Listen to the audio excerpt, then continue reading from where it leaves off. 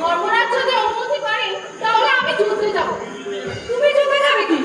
হ্যাঁ, একটা বংশ ধ্বংস হয়ে যাবে, তবু আমি শিবিরের মধ্যে আবদ্ধ হয়ে থাকবো? না, কখনো হতে পারে না। তুমি যে মা, তোমার সম্ভ্রমের বিনিময়ে আমরা যে বাঁচতে চাই না। তাহলে কি উপায় হবে?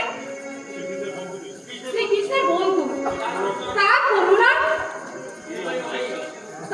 তোমার অবিশ্বাস কেন? পাণ্ডবেরা তাহলে করুণা যুদ্ধে নেমেছে, ওই নিশ্চয়ই তিনি করে দেবেন।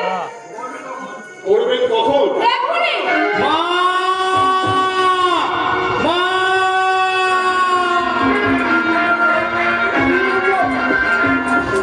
মা!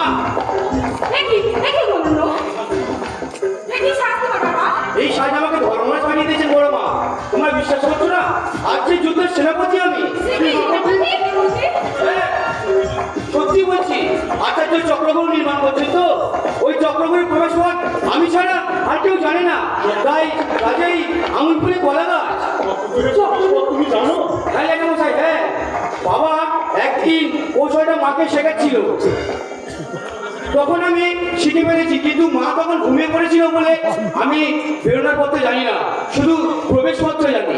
পুরো প্রদীপ তুমি তোমার পিতার চেয়ে কীর্তিমান হও। আজ আমাদের ভরা করি তুমি এসে ডুবতে বসেছিল।